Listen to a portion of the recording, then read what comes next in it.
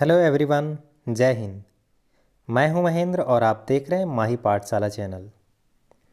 दोस्तों, जैसा कि आप लोग स्क्रीन पर देख रहे हैं, आज हम लोग मौर्य साम्राज्य के अंतर्गत चंद्रगुप्त मौर्य के बारे में जानकारी प्राप्त करेंगे और विभिन्न परीक्षाओं में पूछे जाने वाले इनसे संबंधित जो इम्पोर्टेंट MCQ क्वेश्चंस हैं उसको देखेंगे, जो आने वाले एग्ज़ाम्स के लिए भी काफ़ी इम्पोर्टेंट है।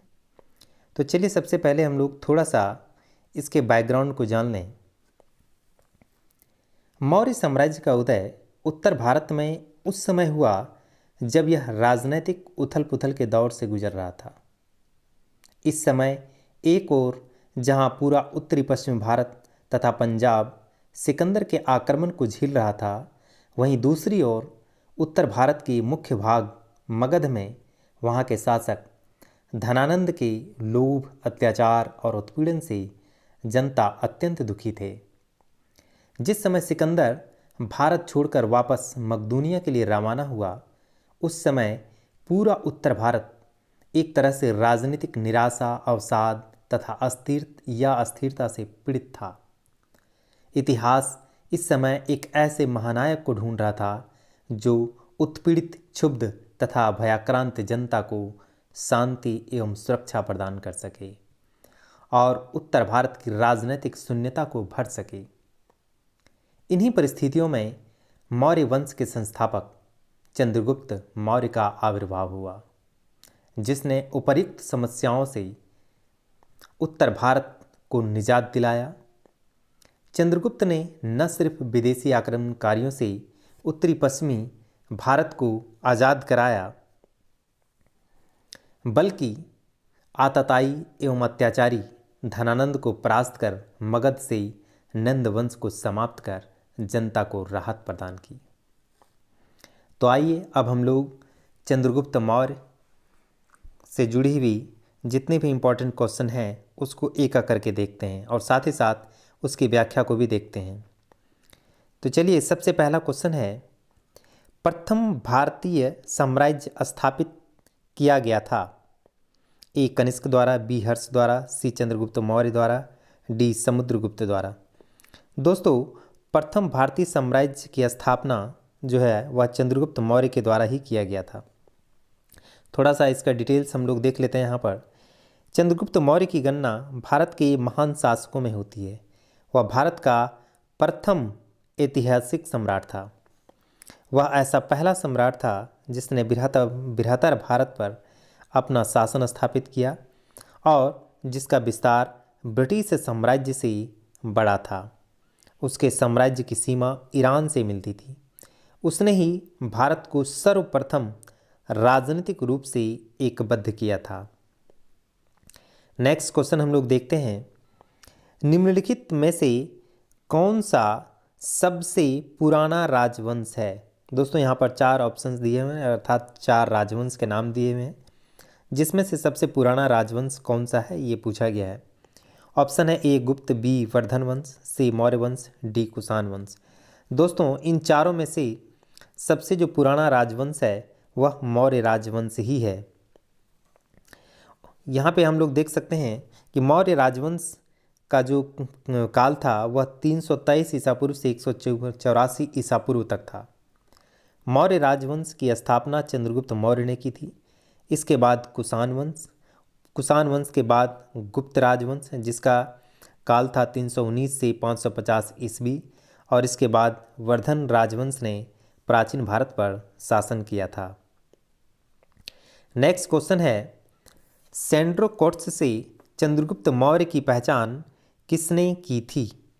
दोस्तों, सेंड्रोकोट्स ये क्वेश्चन कई बार पूछा जा चुका है और ये बहुत इंपॉर्टेंट है। हमेशा इस तरह के क्वेश्चंस पूछे जाते हैं, तो इसको आप लोग देख लें।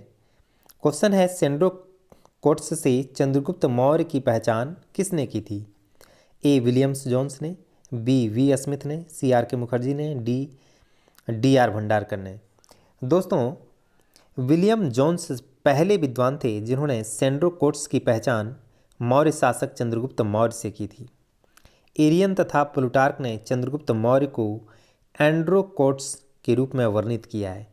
यहाँ पे ध्यान रखें कि चंद्रगुप्त मौर्य को मतलब दो यूनानी या नाम दिया गया है। एक है क्या, सेंड्रोकोट्स, और ये जो है इसकी पहचान विलियम जोन्स ने की थी। और दूसरा है एंड्रोकोट्स, जिसकी पहचान एरियन और प्लूटार्क ने की थी। तो इसको आप लोग ध्यान में रखें। नेक्स्ट क्वेश्चन है, निम्न में से किसने सेंड्रोकोट्स अर्थात चंद्रगुप्त मौर्य और सिकंदर महान की भेंट का उल्लेख किया। सॉरी, यहाँ पे मेट लिखा हुआ है, इसको आप लोग भेंट पढ़ें। ए प्लिनी, बी स्ट्रेबो, सी जस्टिन और डी मेगास्थनीज। दोस्तों, सेंड्रोकोट्स और सिकंदर महान की भेंट का उल्लेख जो है सर्वप्रथम जस्टिन महोदय ने किया था। तो यहाँ पर से आप लोग ध्यान रखें, ये बहुत इंपॉर्टेंट क्वेश्चन है, ये देख सकते हैं आप लोग। यह यूपी लोअर सबऑर्डिनेट प्रीलिम्स 2008 में एक क्वेश्चन पूछा गया था। नेक्स्ट क्वेश्चन है, कौटिल्य प्रधानमंत्री थे किसके? ए चंद्रगुप्त विक्रमादित्य के, बी अशोक के, सी चंद्रगुप्त मौर्य के, डी राजा जनक के। दोस्तों, यह क्वेश्चन भी जो है यूपी पीसीएस प्रीलिम्स 2002 में, यूपी लोअर सबऑर्डिनेट स्पेशल 2002 में पूछा गया था। और इसका आंसर है चंद्रगुप्त मौर्य। अर्थात कौटिल्य किसके प्रधानमंत्री थे? तो वह चंद्रगुप्त मौर्य के प्रधानमंत्री थे। इसके बारे में थोड़ा सा हम लोग जान लें। चंद्रगुप्त मौर्य के जीवन निर्माण में कौटिल्य का महत्वपूर्ण योगदान था। वह इतिहास में विष्णुगुप्त तथा चाणक्य इन दो नामों से भी विख्यात था। किन किन नाम से? विष्णुगुप्त और चाणक्य। अर्थात इस तरीके से हम लोग देख सकते हैं कि इस तरीके से इसका 3 नाम इतिहास में प्रसिद्ध हुआ। पहला कौटिल्य, दूसरा विष्णुगुप्त और तीसरा चाणक्य। इसमें से चाणक्य जो है वह सबसे ज़्यादा प्रसिद्ध रहा। तो इसे आप लोग ध्यान में रखें, ये तीनों नाम को, खास करके विष्णुगुप्त को आप लोग जरूर ध्यान में रखें। कई बार ये पूछा जाता है कि चाणक्य का बचपन का नाम या दूसरा नाम क्या था, ऑप्शन में रहता है विष्णुगुप्त। तो वहाँ पे आप लोग विष्णुगुप्त को सही करें। आगे देखते हैं, जब चंद्रगुप्त मौर्य भारत का एक छत्र सम्राट बना तो कौटिल्य प्रधानमंत्री, महामंत्री तथा प्रधान पुरोहित के पद पर आसीन हुए। वे राजनीति शास्त्र के प्रकांड विद्वान थे और उन्होंने राजनीति शास्त्र पर अर्थशास्त्र नामक प्रसिद्ध ग्रंथ की रचना की थी। यह भारत में राजशासन के ऊपर उपलब्ध प्राचीनतम रचना है। यहाँ पर थोड़ा सा एक चीज़ आप लोग ध्यान रखें कि यहाँ पर चाणक्य के द्वारा जो लिखा गया शास्त्र था अर्थशास्त्र, भले यह नाम से अर्थशास्त्र है, लेकिन इसमें आर्थिक गतिविधियों के बजाय राजनीतिक पर जो है ज़्यादा फोकस किया गया है, इसलिए आप लोग कंफ्यूज ना करें। नेक्स्ट क्वेश्चन है, चाणक्य अपने बचपन में किस नाम से जाने जाते थे? दोस्तों, इसकी चर्चा हम लोग अभी जस्ट ऊपर कर ही चुके थे कि चाणक्य जो है अपने बचपन में विष्णुगुप्त के नाम से जाने जाते थे। यह क्वेश्चन जो है यूपी पीसीएस प्रीलिम्स 2006 में पूछा गया था। यहाँ पे थोड़ा सा इसका डिटेल्स देख लें। ऋषि चाणन ने अपने पुत्र का नाम चाणक्य रखा था। अर्थशास्त्र के लेखक के रूप में इसी पुस्तक में उल्लिखित कौटिल्य तथा एक पदखंड में उल्लिखित विष्णुगुप्त नाम की साम्यता चाणक्य से की जाती है। चाणक्य के अन्य अनेक नाम भी प्रचलित हैं। प्रश्न में बचपन के नाम की बात कही गई है। चाणक्य पर विशेष अध्ययन करने वाले विद्वान ट्रॉटमैन के अनुसार चाणक्य तथा कौटिल्य का नाम चाणक्य के गोत्र नाम से हो सकते हैं। आयोग ने इस प्रश्न का उत्तर विष्णुगुप्त अपनी वेबसाइट पर प्रदर्शित किया था, इसलिए इसका आंसर विष्णुगुप्त ही होगा। नेक्स्ट क्वेश्चन है, कौटिल्य का अर्थशास्त्र है? एक चंद्रगुप्त मौर्य के संबंध में नाटक, बी आत्मकथा, सी चंद्रगुप्त मौर्य का इतिहास, डी शासन के सिद्धांतों की पुस्तक। दोस्तों, अभी हम लोग ऊपर चर्चा किए थे कि कौटिल्य का जो अर्थशास्त्र था वह शासन के सिद्धांतों पर आधारित किताब थी, जिसमें कैसे राजपाट चलाया जाए या एक शासक की क्या भूमिका होती है अपने राज्य के प्रति, अपने प्रजा के प्रति, इन सारे सिद्धांतों का इसमें उल्लेख किया गया है। नेक्स्ट क्वेश्चन है, यहाँ थोड़ा सा इसमें डिटेल्स देख लेते हैं। यह क्वेश्चन काफ़ी इंपॉर्टेंट था। ये देखिए पूछा गया था आईएएस प्रीलिम्स 1993 में, यूपी पीसीएस मेंस 2012 में। यहाँ पे इसका डिटेल्स है, कौटिल्य अर्थात चाणक्य द्वारा मौर्य काल में रचित अर्थशास्त्र शासन के सिद्धांतों की पुस्तक है। इसमें राज्य के सप्तांग सिद्धांत अर्थात राजा, अमात्य, जनपद, दुर्ग, कोष, दंड एवं मित्र की सर्वप्रथम व्याख्या मिलती है।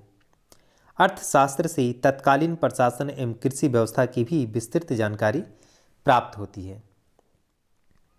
नेक्स्ट क्वेश्चन है, पाटलिपुत्र में स्थित चंद्रगुप्त का महल मुख्यतः बना था ए ईंटों से, बी लकड़ी से, सी पत्थर से, डी मिट्टी से।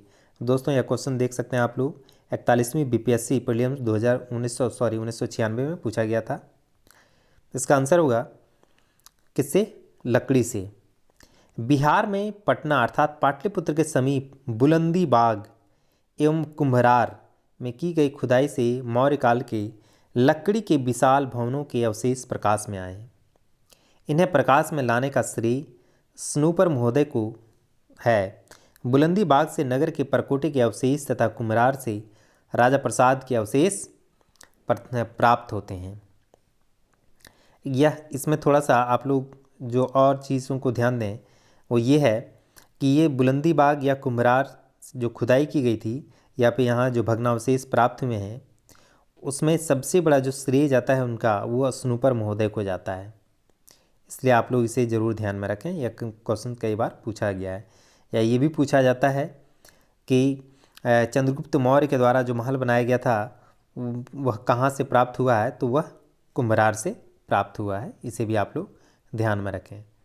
नेक्स्ट क्वेश्चन है, जल की आवश्यकता को ध्यान में रखते हुए जिस प्रथम शासक ने गिरनार क्षेत्र में एक झील का निर्माण करवाया था वह था कौन? ए चंद्रगुप्त मौर्य, बी रुद्रदामन, सी अशोक, डी स्कंदगुप्त। दोस्तों यह क्वेश्चन भी जो है यूपीपीसीएस मेंस में 2002 में पूछा गया था और 2007 में भी पूछा गया था। इसलिए आप लोग सोच सकते हैं कि यहाँ पर हम जितने भी क्वेश्चंस को दिए हुए हैं वे क्वेश्चंस लगभग हर बार रिपीट किए जाते हैं विभिन्न एग्जाम्स में, तो इसलिए ये क्वेश्चन काफ़ी इंपॉर्टेंट है। इसलिए आप लोग इसे अच्छे से देख लें। चलिए हम लोग क्वेश्चन पे आते हैं। क्वेश्चन पूछा गया है कि जल की आवश्यकता को ध्यान में रखते हुए जिस प्रथम शासक ने गिरनार क्षेत्र में एक झील का निर्माण करवाया था वह कौन था? तो वह जो है चंद्रगुप्त मौर्य था। इससे जुड़ा हुआ थोड़ा सा हम लोग इम्पोर्टेंट चीज़ देख लेते हैं। इस बीच सन के पूर्व की कुछ शताब्दियों में चंद्रगुप्त मौर्य एवं अशोक ने गिरनार क्षेत्र में जल संसाधन व्यवस्था की ओर ध्यान दिया। उस क्षेत्र में चंद्रगुप्त मौर्य ने सुदर्शन झील खुदवाई तथा अशोक ने ईसा पूर्व 3री शताब्दी में इसमें नहरें निकाली। शक क्षत्रप रुद्रदामन के जूनागढ़ अभिलेख में इन दोनों के कार्यों का वर्णन है। जूनागढ़ के शासक रुद्रदामन ने इस झील की मरम्मत कराई थी। चूँकि रुद्रदामन का यह कार्य 2री शताब्दी ईसा पूर्व का था, अतः उत्तर में ईसवी सन के पूर्व की शताब्दियों के संदर्भ में चंद्रगुप्त मौर्य एवं अशोक का नाम उल्लेखनीय है। हालांकि यहाँ पर जो भी ऑप्शंस दिए गए हैं चंद्रगुप्त मौर्य, रुद्रदामन और अशोक, ये तीनों जो हैं वह सुदर्शन झील से संबंधित थे, लेकिन यहाँ पर प्रथम शासक की बात की गई है, इसलिए इसका आंसर चंद्रगुप्त मौर्य होगा। नेक्स्ट क्वेश्चन है, मेघास्तनीज की पुस्तक का नाम क्या है? ए अर्थशास्त्र, बी पुराण, सी ऋग्वेद, डी इंडिका। दोस्तों यह क्वेश्चंस भी जो है बीपीएससी 2005 में पूछा गया था। तो मेघास्तनीज की पुस्तक का नाम जो है वह इंडिका है। सिकंदर के समकालीन विदेशी लेखक नियार्कस, ऑनेसिक्रेटस, अरिस्टोबुलस तथा मेगास्थनीज थे, जिनके विवरण चंद्रगुप्त मौर्य के विषय में सूचनाएं देते हैं। इन विदेशी लेखकों में मेगास्थनीज का नाम सर्वाधिक महत्वपूर्ण है, जिसकी पुस्तक इंडिका मौर्य इतिहास का प्रमुख स्रोत है। नेक्स्ट क्वेश्चन है, निम्नलिखित में से कौन स्रोत मौर्यों के नगर प्रशासन का विस्तृत विवरण प्रस्तुत करता है? ए कौटिल्य का अर्थशास्त्र, बी मेगास्थनीज की इंडिका, सी विशाखदत्त का मुद्रा राक्षस, डी अशोक का अभिलेख। दोस्तों मौर्यों के नगर प्रशासन का विस्तृत विवरण जो है वह मेघास्थनीज की इंडिका से प्राप्त होता है।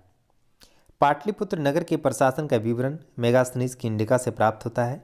मेघास्थनीज ने पाटलिपुत्र की नगर परिषद की 5 सदस्यों वाली 6 समितियों का उल्लेख किया है। वह नगर के पदाधिकारियों को अस्टिनोमोई कहते हैं। यह क्वेश्चन भी कई बार पूछा गया है, इसलिए आप लोग इसे भी ध्यान में रखें। नेक्स्ट क्वेश्चन है, मौर्य साम्राज्य का विभाजन 7 वर्गों में विशेष तौर पर उल्लिखित है किसमें? ए कौटिल्य के अर्थशास्त्र में, बी अशोक के शिलालेख में, सी पुराणों में, डी मेगास्थनीज की इंडिका में। दोस्तों, मौर्य समाज का विभाजन 7 वर्गों में मुख्य रूप से मेगास्थनीज की इंडिका में वर्णित है। यहाँ पे थोड़ा सा इसका डिटेल्स हम लोग देख लेते हैं। मेगास्थनीज ने तत्कालीन भारतीय समाज को 7 श्रेणियों में विभाजित किया था, जो इस प्रकार है। पहला दार्शनिक, दूसरा कृषक, तीसरा पशुपालक, चौथा कारीगर, पांचवां योद्धा, छठा निरीक्षक एवं सातवां मंत्री। मेगास्थनीज भारतीय समाज में दास प्रथा की प्रचलित होने का उल्लेख नहीं करता है। दोस्तों, कई बार यह क्वेश्चन पूछता है, इसलिए आप लोग इसे भी ध्यान रखें। उसके अनुसार मौर्य काल में कोई भी व्यक्ति ना तो अपनी जाति से बाहर विवाह कर सकता था और ना ही उससे भिन्न पेशा ही अपना सकता था। तो यहाँ पे हम लोग देख सकते हैं कि मेगास्थनीज ने उस समय अर्थात तत्कालीन भारतीय समाज को, अर्थात कि मौर्यकालीन भारतीय समाज को मुख्य रूप से 7 भागों में विभाजित किया था, जिसमें दार्शनिक, कृषक, पशुपालक, कारीगर, योद्धा, निरीक्षक एवं मंत्री थे। कई बार यह सवाल पूछा गया था कि मेगास्थनीज ने जो भारतीय समाज का जो विभाजन किया है उसमें आप ये जो 7 इसमें जो है नाम है, उस लिस्ट का लिस्ट दिया रहता है और उसमें से किसी एक का नाम नहीं रहता है, पूछ देता है इनमें से कौन नहीं था। तो इसलिए इन 7 को ध्यान में रखना बहुत ही जरूरी है। नेक्स्ट क्वेश्चन है, निम्नलिखित में से किस स्रोत में उल्लिखित है कि प्राचीन भारत में दास्ता नहीं थी? ए अर्थशास्त्र, बी मुद्रा राक्षस, सी मेगास्थनीज की इंडिका, डी वायु पुराण। दोस्तों, अभी हम लोगों ने ऊपर चर्चा किया है कि मेगास्थनीज की इंडिका में जो है वह दास प्रथा का उल्लेख नहीं किया गया है। नेक्स्ट क्वेश्चन है, प्रसिद्ध यूनानी राजदूत मेगास्थनीज भारत में किसके दरबार में आए थे? ए अशोक के, बी चंद्रगुप्त मौर्य के, सी हर्षवर्धन के, डी हेमू के। दोस्तों, प्रसिद्ध यूनानी राजदूत मेगास्थनीज जो है वह चंद्रगुप्त मौर्य के राज दरबार में आए हुए थे। इसके बारे में हम लोग थोड़ा देख लेते हैं। मेगास्थनीज सेल्यूकस निकेटर द्वारा चंद्रगुप्त मौर्य की राज्यसभा में भेजा गया यूनानी राजदूत था। इसके पूर्व वह अराकुसिया के क्षत्रप के यहाँ राज दरबार में सेल्यूकस का राजदूत रह चुका था। मेगास्थनीज ने काफ़ी समय तक मौर्य दरबार में निवास किया। भारत में उसने जो कुछ भी देखा सुना उसे उसने इंडिका नामक ग्रंथ में लिपिबद्ध किया था। नेक्स्ट क्वेश्चन है, चंद्रगुप्त मौर्य ने सेल्यूकस को किस वर्ष पराजित किया था? ए 317 ईसा पूर्व में, बी 305 ईसा पूर्व में, सी 315 ईसा पूर्व में, डी 300 ईसा पूर्व में। दोस्तों, चंद्रगुप्त मौर्य ने सेल्यूकस को जो है वह 305 ईसा पूर्व में पराजित किया था। यहाँ पे ये इसका डिटेल्स देख लें थोड़ा सा। मौर्य वंश के संस्थापक चंद्रगुप्त मौर्य ने सिकंदर के साम्राज्य के पूर्वी भाग के शासक सेल्यूकस की आक्रमणकारी सेना को 305 ईसा पूर्व में पराजित किया था। नेक्स्ट क्वेश्चन है, सेल्यूकस जिनको अलेक्जेंडर द्वारा सिंध एवं अफगानिस्तान का प्रशासक नियुक्त किया गया था को किस भारतीय राजा ने हराया था? अभी हम लोग ऊपर देखे थे। सेल्यूकस जिनको अलेक्जेंडर द्वारा, अलेक्जेंडर का मतलब यहाँ पे सिकंदर है ना, ये ध्यान रखें आप लोग, सिकंदर को ही अलेक्जेंडर भी कहा जाता था। और इसी इसमें अलेक्जेंडर ने अर्थात सिकंदर ने सेल्यूकस को जो है सिंध और अफगानिस्तान का प्रशासक नियुक्त किया था। और बाद में चंद्रगुप्त मौर्य ने सेल्यूकस की सेना को पराजित किया था। कब? 305 ईसा पूर्व में। अभी हम लोग ऊपर देखे थे। नेक्स्ट क्वेश्चन है, गुजरात चंद्रगुप्त मौर्य के साम्राज्य में सम्मिलित था, यह प्रमाणित होता है? ए ग्रीक विवरणों से, बी रुद्रदामन के जूनागढ़ अभिलेख शिलालेख से, सी जैन परंपरा से, डी अशोक के स्तंभलेख से। दोस्तों, गुजरात चंद्रगुप्त मौर्य के साम्राज्य में सम्मिलित था, यह रुद्रदामन के जूनागढ़ अभिलेख से प्रमाणित होता है। 150 ईसा पूर्व के रुद्रदामन के जूनागढ़ शिलालेख में अनर्त और सौराष्ट्र जो दोनों गुजरात में प्रदेश में चंद्रगुप्त मौर्य के प्रांतीय राज्यपाल पुष्पगुप्त द्वारा सिंचाई के लिए बांध के निर्माण का उल्लेख मिलता है, जिससे यह सिद्ध होता है कि पश्चिमी भारत का यह भाग मौर्य साम्राज्य में शामिल था। नेक्स्ट क्वेश्चन है, वह अभिलेख जिससे यह प्रमाणित होता है कि चंद्रगुप्त का प्रभाव पश्चिम भारत पर था, किससे? ए कलिंग शिलालेख से, बी अशोक का गिरनार शिलालेख से, सी रुद्रदामन का जूनागढ़ अभिलेख से, और डी अशोक का सपारा शिलालेख से। अभी हम लोगों ने ऊपर भी इस तरह के क्वेश्चंस को देख चुके हैं। और जो है पश्चिम भारत पर चंद्रगुप्त के का प्रभाव होने का जो प्रमाण है वह रुद्रदामन के जूनागढ़ शिलालेख से ही प्राप्त होता है या साबित होता है। नेक्स्ट क्वेश्चन है, मालवा, गुजरात एवं महाराष्ट्र किस शासक ने पहली बार जीता? क्या क्या? मालवा, गुजरात एवं महाराष्ट्र। दोस्तों, मालवा, गुजरात एवं महाराष्ट्र को पहली बार चंद्रगुप्त मौर्य ने ही जीता था। यहाँ पे थोड़ा सा इसका डिटेल से देख लेते हैं हम लोग। राजनैतिक तौर पर समस्त भारत का एकीकरण चंद्रगुप्त मौर्य के नेतृत्व में संभव हुआ। प्रारंभिक विजयों के फलस्वरूप चंद्रगुप्त का साम्राज्य ब्यास नदी से लेकर सिंधु नदी तक के प्रदेश पर हो गया।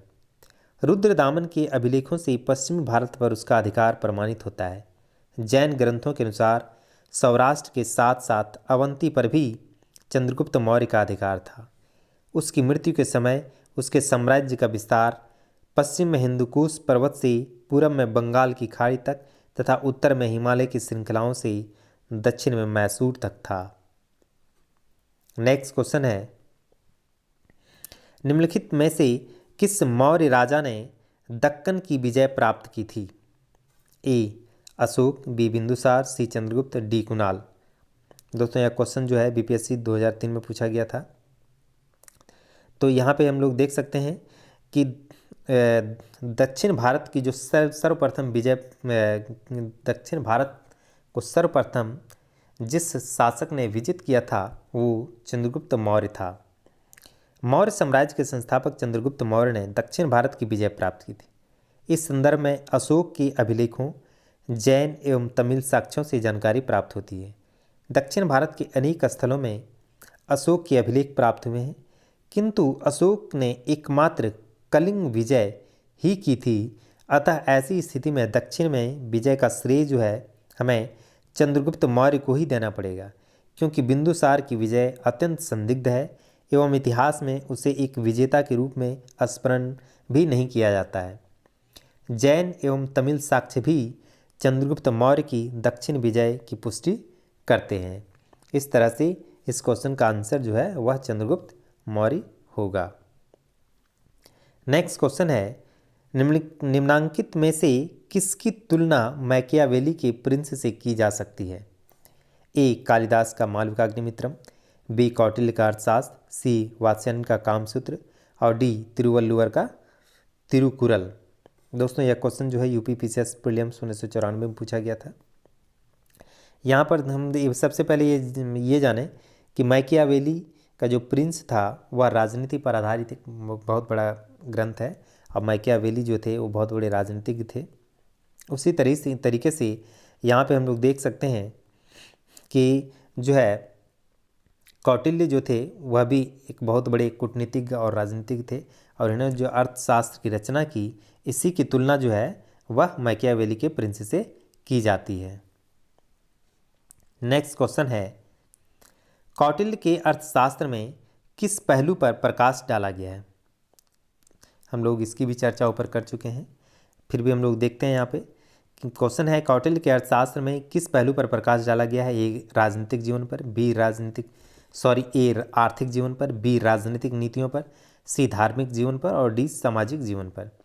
दोस्तों, इसका आंसर जो है वह राजनीतिक नीतियाँ होगा या राजनीतिक जीवन होगा। कौटिल्य के अर्थशास्त्र द्वारा चंद्रगुप्त मौर्य के शासनकाल की बहुत सी बातों का ज्ञान प्राप्त होता है। यह वस्तुतः ऐतिहासिक ग्रंथ नहीं है, अपितु राजनीति शास्त्र का एक अद्वितीय ग्रंथ है। इसमें मुख्यतः राजनीतिक नीतियों पर प्रकाश डाला गया है। नेक्स्ट क्वेश्चन हम लोग देखते हैं, निम्नलिखित में से राज्य के सप्तांग सिद्धांत के अनुसार राज्य का 7वां अंग कौन सा था? ए जनपद, बी मित्र, सी दुर्ग, डी कोस। दोस्तों यह क्वेश्चन जो है वह यूपी पीसीएस प्रीलिम्स 2015 में पूछा गया था। तो यह इसका हम लोग डिटेल्स देख लेते हैं। पहले एक बार फिर से क्वेश्चन को देखें कि निम्नलिखित में से राज्य के सप्तांग सिद्धांत के अनुसार राज्य का 7वां अंग कौन सा था? ए जनपद, बी मित्र, सी दुर्ग, डी कोस। दोस्तों सप्तांग सिद्धांत के अनुसार राज्य का 7वां अंग जो था वह मित्र था। सुहृदय अर्थात मित्र राज्य की सप्तांग सिद्धांत के अनुसार राज्य का 7वां अंग है। सुहृदय अर्थात मित्र राज्य के कान हैं। राजा के मित्र शांति एवं युद्ध काल दोनों में ही उसकी सहायता करते हैं। इस संबंध में कौटिल्य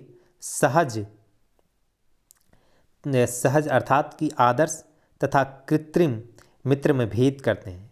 सहज मित्र कृत्रिम मित्र से अधिक श्रेष्ठ होता है। जिस राजा के मित्र लोभी, कामी तथा कायर होते हैं उसका विनाश असंभावी होता है। इस तरीके से कौटिल्य के द्वारा राज्य के जो सप्तांग सिद्धांत का वर्णन किया गया है अर्थशास्त्र में, उसके अनुसार 7वां अंग जो है वह मित्र है और मित्र कैसा होना चाहिए उसका वर्णन उन्होंने अर्थात चाणक्य ने अपने अर्थशास्त्र में किया है। इस तरीके से चंद्रगुप्त मौर्य और कौटिल्य से संबंधित जितने भी इम्पोर्टेंट क्वेश्चन थे उन सब की हमने चर्चा यहाँ पर की। दोस्तों अगर यह वीडियो आप लोगों को पसंद आया हो तो इसे please like and share and subscribe जरूर करें। जय हिंद।